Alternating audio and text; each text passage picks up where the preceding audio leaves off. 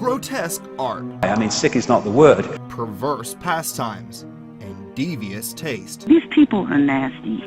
You know about their agenda, their means of control and manipulation. But now, take a look inside the demented life of the ruling elite. A bizarre, detached world, where the hobbies are illegal. I was stripped of my clothing and began running before I would be hunted down. The parties are private, and the menu is to die for. Prepare to see the creepy objects they collect, the sickening presents they exchange, and learn the shocking lengths they will go to try and achieve immortality. As has been noted by observers and historians for centuries, the elite are not like you and me. She rose up like a bulldog, and she tore the flesh from the shoulders of this girl. So much so that some researchers have concluded they're not even human. So step right up for a twisted, eye-opening ride through the darkest caverns of our world, inhabited only by those vile creatures we dare call the elite.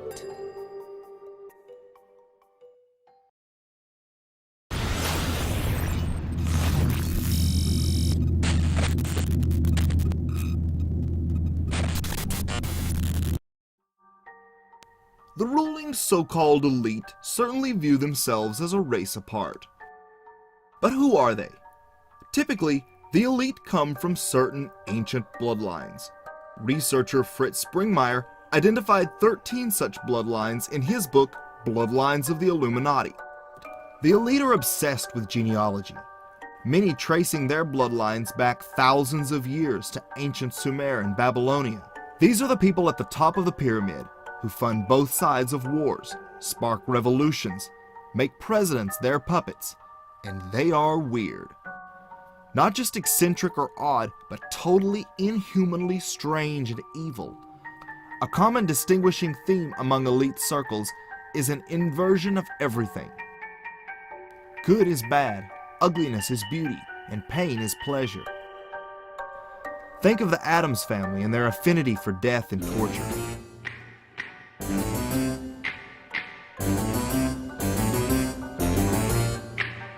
In fact, the creator of the cartoon Charles Addams, who strangely gave the family his own surname, was from an elite bloodline himself and related to President John Adams. The Addams are identified by Fritz Springmeier as an Illuminati bloodline family.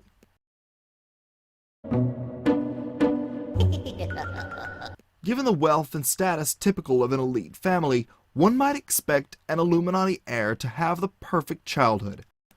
However, nothing could be further from the truth. While ostensibly spoiled, those born to old elite families are subjected to neglect and abuse to deliberately cause their mind to dissociate. The Duke family heirs made headlines when they revealed their life of abuse they endured growing up. The twins recall being locked in the basement for indefinite periods, made to eat their own feces, and scalded in boiling hot baths. He'd pick me up by my ankles. Here you go. He'd pick you up by your ankles like this. Yes, and he would drop me. On your head. He used to slice my feet up as well. Sliced your feet up? Yes. With what? Knives. On like the bottom of your feet, the tops, all over? Where would he cut you?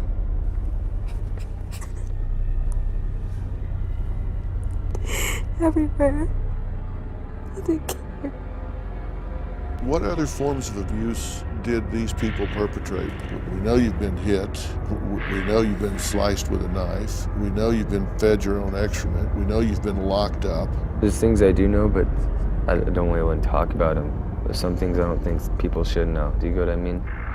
There's stuff that I don't even want to talk about. I just remember nannies used to play Russian roulette with us. They thought it was funny. What the articles won't tell you is, these are all forms of trauma-based mind control, which is almost always done to Illuminati children. These people are warped by this generational torture that they do to their children. And so they get to you as an early child. You're raped at least once a week when you grow up in a satanic family. You're beaten, you're put into small cages. One of the best rituals that they use to split the mind so they can build altars and form a multiple personality person is when you're 3 years old, they'll put you in a custom-built wrought iron cage and leave you in a room for several days. Now, wait a minute. How common is this? This is standard operating procedure.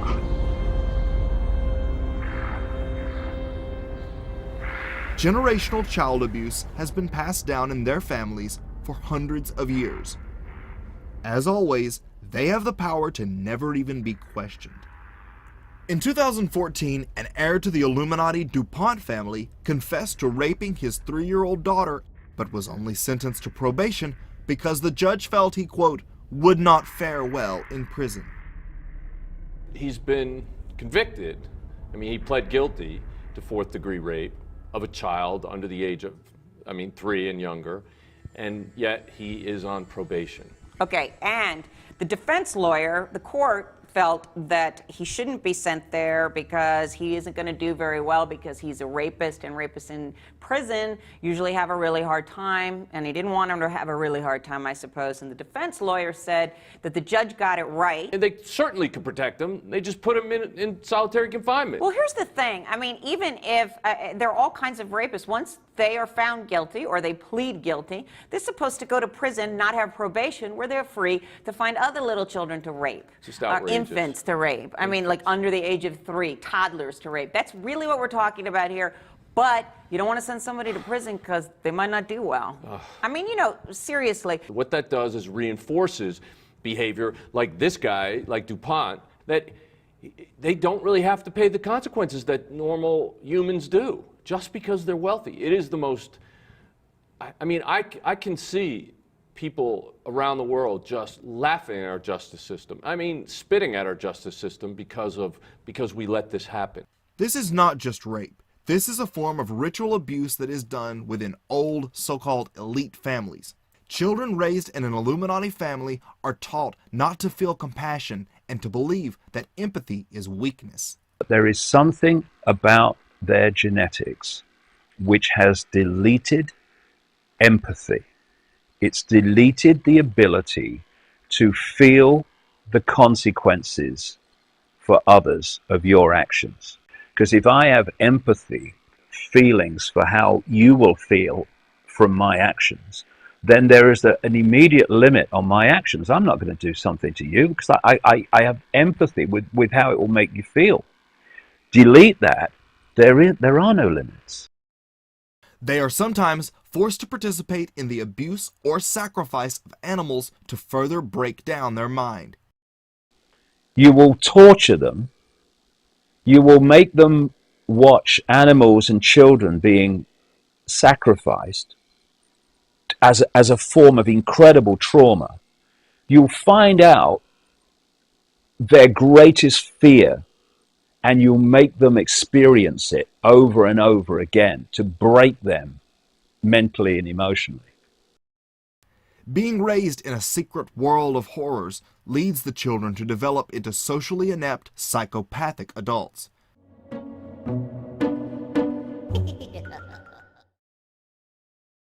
Leonardo da Vinci, Vincent van Gogh, just a couple of the names that come to mind when we think of beautiful art.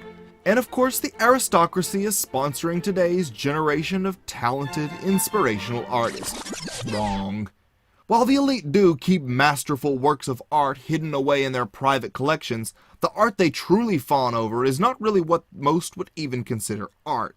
In total celebration of all that is grotesque and repulsive, the sick individuals who run our world pay outrageous sums to collect the most disturbing art they can find. I was reading this morning on ABC News about the Sultan of Oman and other people buying artwork, buckets of maggots. I told you they love buckets of maggots. Images of dead children and maggots, crystal skulls, formaldehyde, fish tanks with dead cows in them, dressed in gold. Jesus with maggots all over him. And I mean, they'll spend 10, 20 million a piece. They'll spend, in one case, 99 million on one of them. And the artists have all got names like Damien, and they'll have body modification. These little chicken-necked cowards come in there, and all the elite flutter around and buy it. See, that's who rules things. That's who runs it.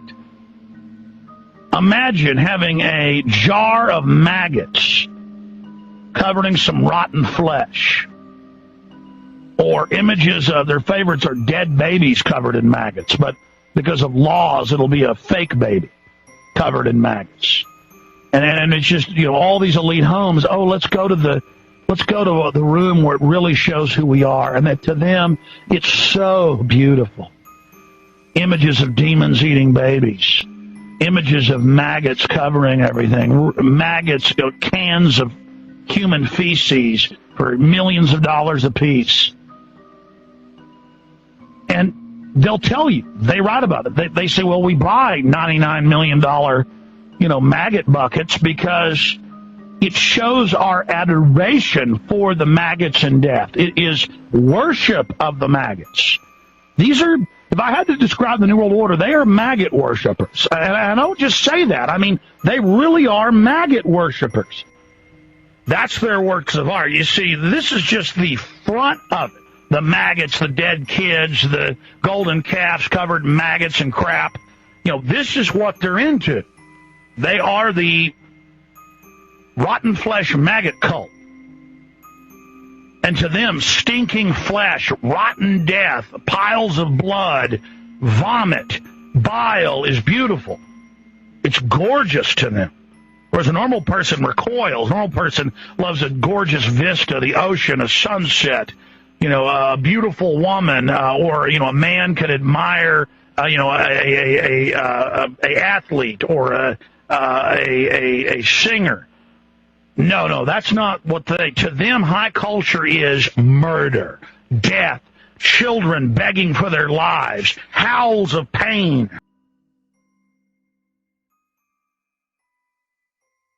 Take, for example, Washington, D.C. power broker Tony Podesta, brother of John Podesta, former White House Chief of Staff. His home is filled with disturbing paintings of children being stripped down and tortured. He has a golden statue known as the Arch of Agony, modeled after the posed corpses of serial killer Jeffrey Dahmer's victims. If you don't see the artistic beauty in that, you are obviously an uncultured plebeian. When a cannibal painting was found hanging in John Podesta's Clinton campaign office, his only comment? It's better to be the guy with the fork than the guy on the table. Another so-called artist admired by Tony Podesta and the like is Patricia Piccinini.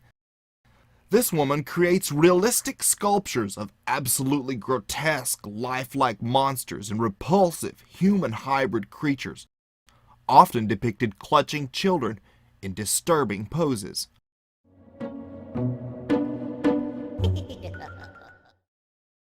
From memorabilia to toothbrushes, many people have household collections. However, none quite as bizarre as those within the Illuminati's inner circle. Being members of the ultimate ancient death cult, it should come as little surprise that the most coveted collector's item among today's satanic aristocracy are antique torture devices, jewelry made from bones, items made of human skin, and other such macabre pieces. Human leather, for instance, is a favorite among the elite, who pay over $20,000 for a single wallet made out of it. In the old days, black magic books would be bound in human leather. When the holiday season rolls around, malls and electronic stores are packed with frantic customers desperate to get this year's it item. Let the shopping, the saving, and the shoving begin. But for the elite, nothing so mundane would ever suffice. Illuminati member Hunter S. Thompson described just what the elite like for Christmas in his 2004 book, Hey Ruby, stating that the autumn months are never a calm time in America. There is always a rash of kidnapping and abduction of school children in the football months. Preteens of both sexes are traditionally seized and grabbed off the streets by gangs of organized perverts, pedophiles, who traditionally give them as Christmas gifts to each other to be personal sex slaves and playthings. Thompson's claims ring especially true in light of the increasing awareness surrounding the disturbing numbers of missing kids in North America. So when I presented what we had in our case, the person that followed me in presenting was a member of the FBI, and what they had laid on the table about this size was nothing but one publication after another that had all been taken from a pedophile in a raid that the FBI conducted. One of the things was a book on how to coerce or abduct a child into a car. The how-to books that teach pedophiles to do this. Paraphernalia that would be used in some type of sexual torture for children. And then the other interesting thing that was there on the table was a book of pictures of kids who had not yet been kidnapped. The statement was that you could order a kid out of that book.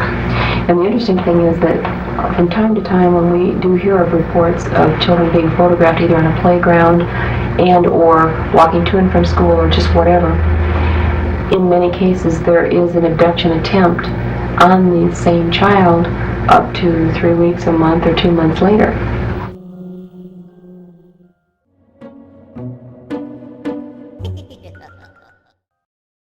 Sports, gardening, hiking, just a few of the many great pastimes enjoyed worldwide. But what about the elite? What do you do when you've got all the money in the world? The finest and the best get boring. So you seek out the bizarre, but even that soon loses its allure. You can get by with anything your twisted mind can concoct, and have money and power enough to cover your tracks. Everything gets pushed to the extreme. How far will the elite go to catch a thrill? Human hunting parties, blood drinking, and utter sadism. These people, the yachts, the hookers, the power, it all starts not having the luster anymore. So they pay top dollar at first for the snuff films of children.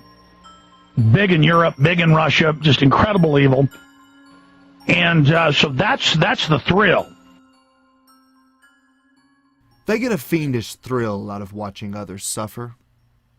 One of the young heirs of the Illuminati Duke estate that revealed their lives of abuse and torture sent his bodyguard to the hospital by lacing his food with ghost pepper sauce, 400 times hotter than Tabasco. The heir knew of the guard's pre-existing condition, which would be aggravated by the pepper. The man claims the disturbed teen did it to, quote, entertain himself and get his kicks. Such cruel, sadistic behavior is in keeping with those, such as the Duke family, which is of an Illuminati bloodline. Each year, the thrill of camping lures hundreds of thousands out of the cities and suburbs and into the great outdoors.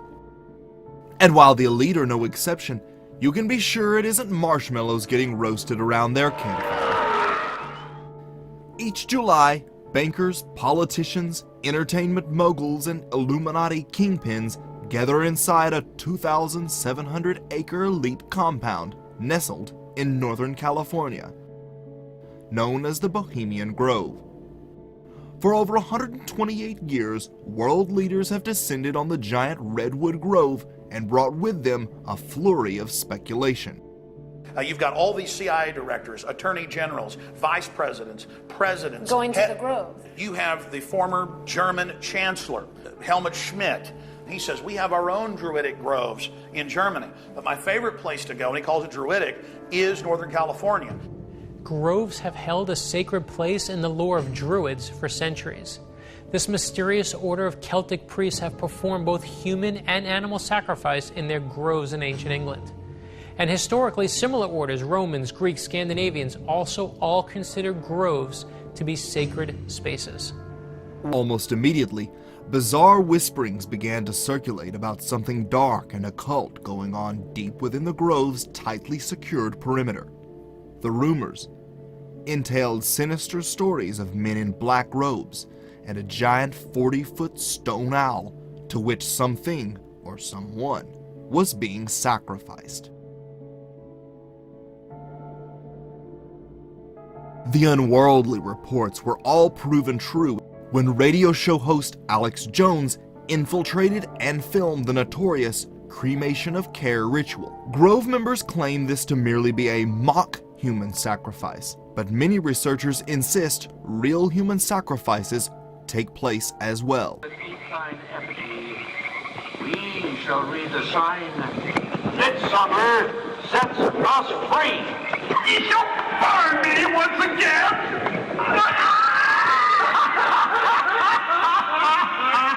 Now with these flames, which hither ye have brought from regions where I reign.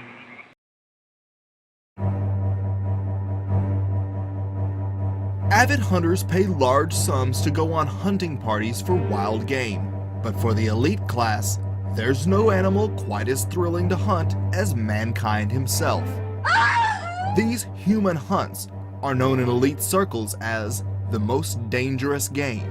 MKUltra mind control victim Kathy O'Brien recalls being forced to participate in such hunts involving powerful figures and Illuminati kingpins. It was early evening when they played Most Dangerous Game. I was stripped of my clothing. I was allowed to wear tennis shoes and told that I could have a head start and begin running before I would be hunted down. My exposure to it resulted in my believing I had no place to run and no place to hide. It seemed there were no limits to what could happen in my existence at that time. It was the most extreme, one of the most extreme situations I think I ever survived. Reports have surfaced of European royals, nobles, and high-ranking politicians also participating in human hunting parties. The movie The Purge election year showed how the elite like to kill for fun and sport. The movie even depicts a group of wealthy elites participating in a version of the most dangerous game. What is this? I'm being hunted.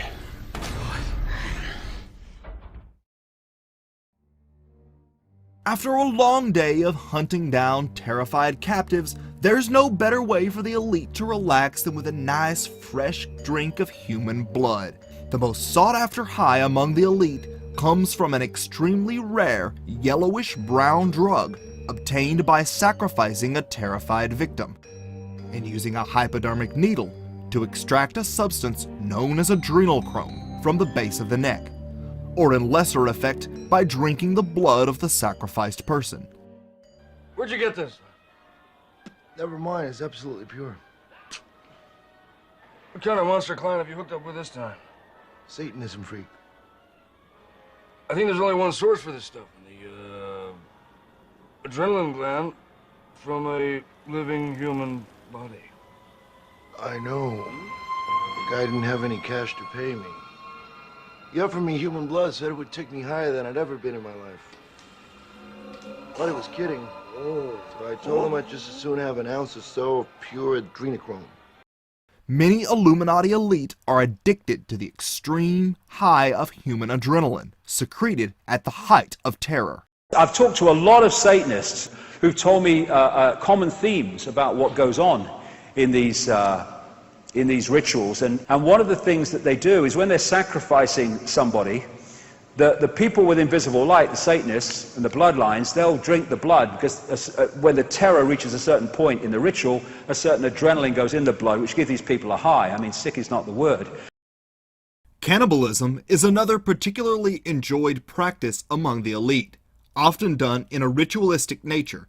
Most shockingly, in his book, Bloodlines of the Illuminati, Fritz Springmeier claims that the flesh of the Illuminati Grand Dame Doris Duke of the notorious Duke family was consumed in a satanic Halloween ritual.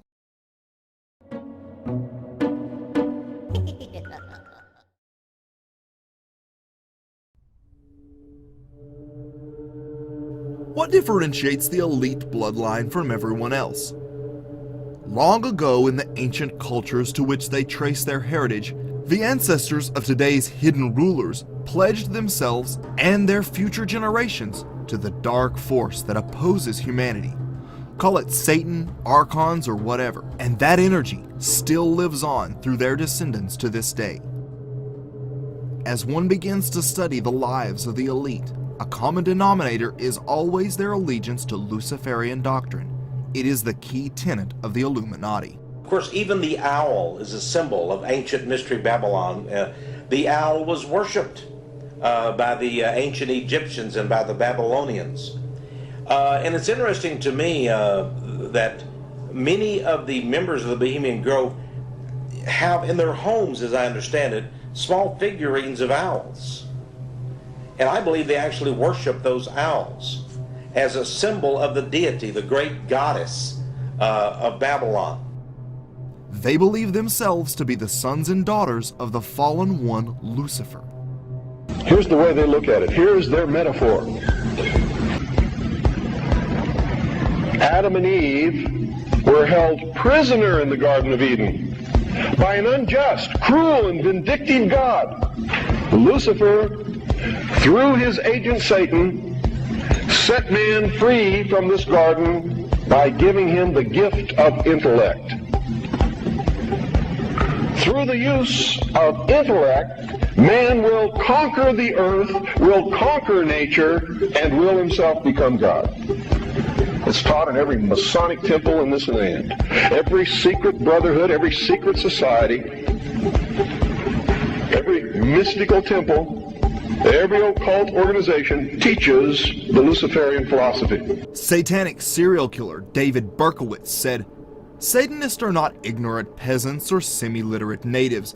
Rather, their ranks are filled with doctors, lawyers, businessmen, and basically highly responsible citizens.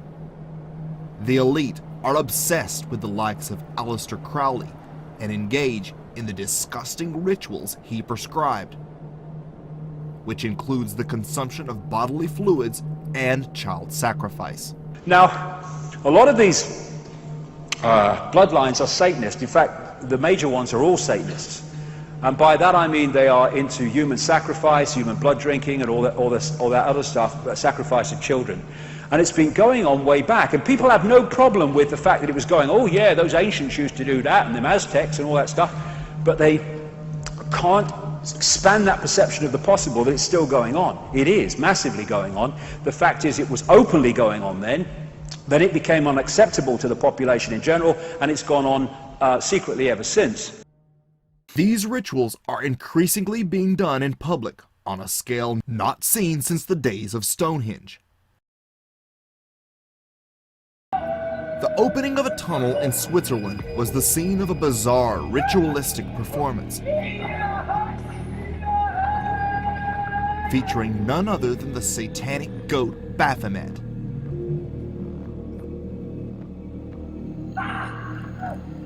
The horned god was the central figure of much of the occult performance, which also included severed heads, hanging bodies, and other strange imagery. This was a high society event attended by European power brokers and political heavyweights such as Angela Merkel, Francois Hollande, then President of France, and Italian Minister Matteo Renzi.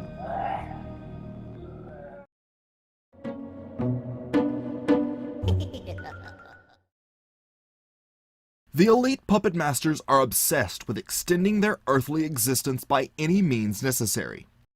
While they poison our water with fluoride and food with GMO, the ruling elite have access to the best food, doctors, and advanced life extension technology to ensure their continued existence. People always seem to live long lives, don't they? The Kissingers and the Father Bushes and the David Rockefellers and the Queen Mother in England lived to 102, and the Queen in England now is well of age because they're not given the same treatment, health treatment the rest of us get. One of the bloody reasons, and also other things that they do which are very dark, satanic, and to do with the energy of children. PayPal founder Peter Thiel made headlines worldwide when he blatantly spoke of wanting to inject the blood of children into himself to enhance and extend his life. His remarks were hardly shocking to Thiel's fellow elites, no doubt already familiar with the controversial practice. A disturbing new trend has emerged in the life extension field and anti-aging communities, involving the transfusion of young blood into the old to cure diseases.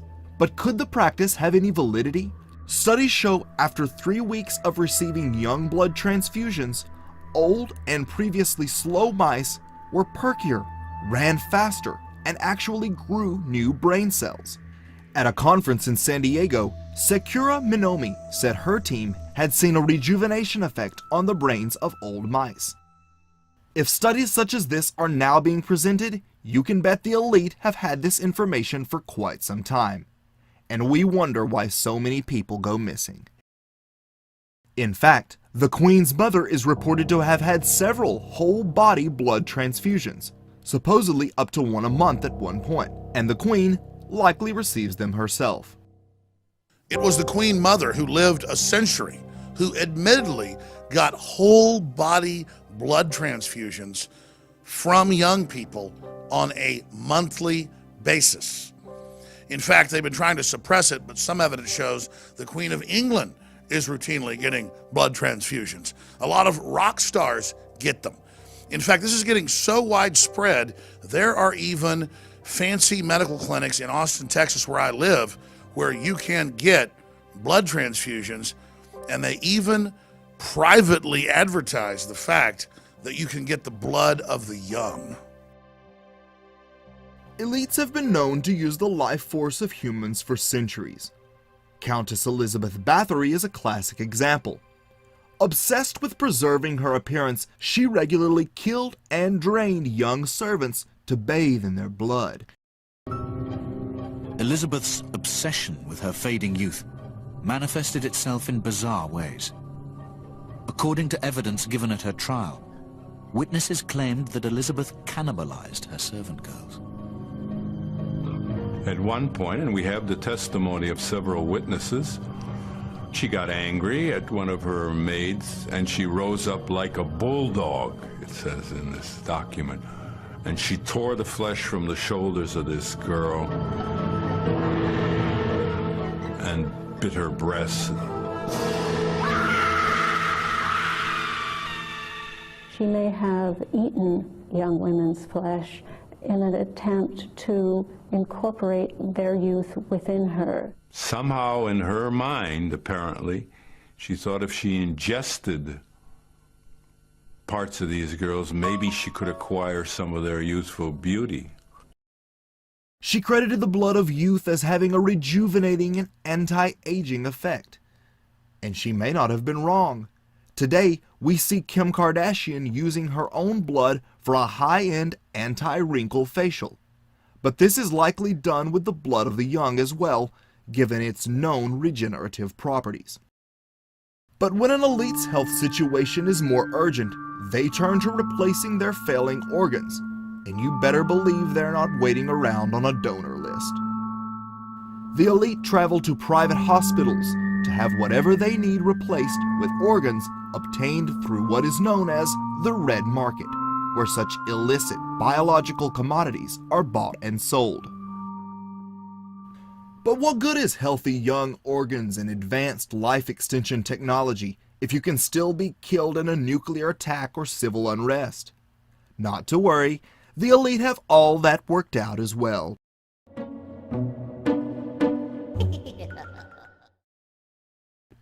Hidden in strategic locations across the world are ultra-private luxury bunkers built to withstand a catastrophic event. Under a mandatory evacuation.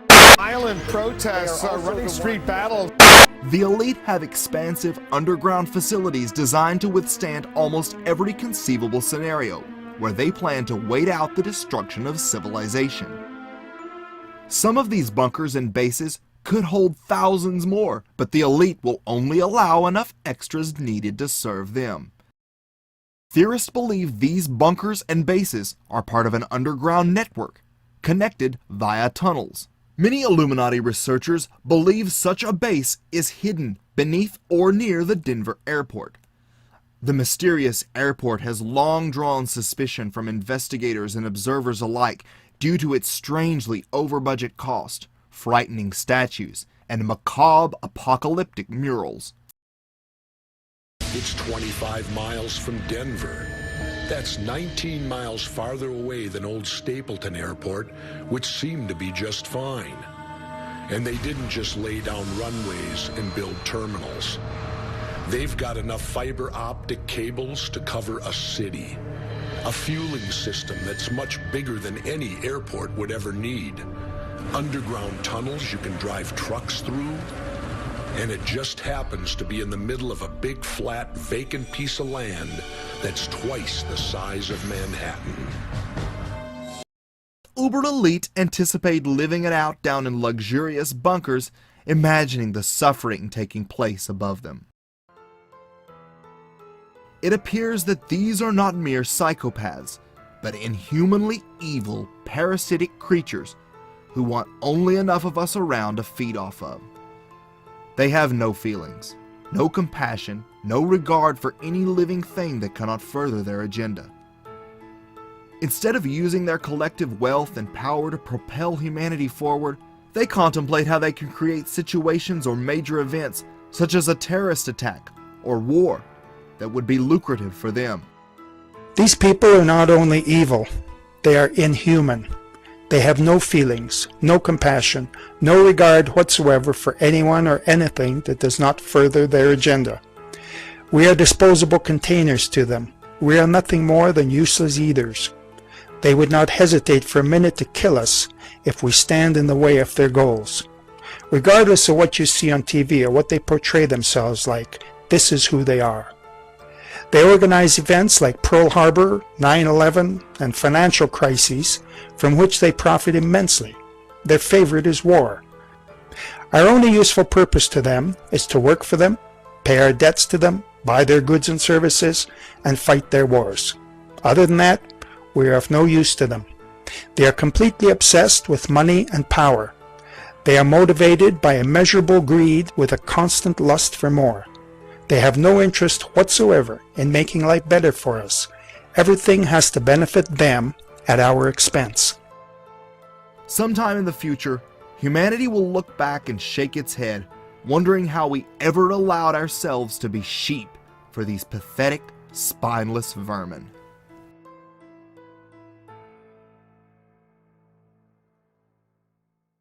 Hi, I'm Jay Myers. About a year ago, I uploaded my first documentary. 3 more and nearly 1 million views later, and I'm ready to take this to the next level, with more frequent uploads, plus original interviews and more. But I'm going to need your help. If you like the films I've been putting out, if you want to help me create quality content that will wake people up, then become a Patreon Insider for only $5 a month. Not only will you be exposing the truth, you'll gain exclusive access to new members-only content and deleted scenes on everything from Prince's death to subliminal advertisements. So head on over to patreon.com and become an insider for only $5 a month, because together we're unstoppable.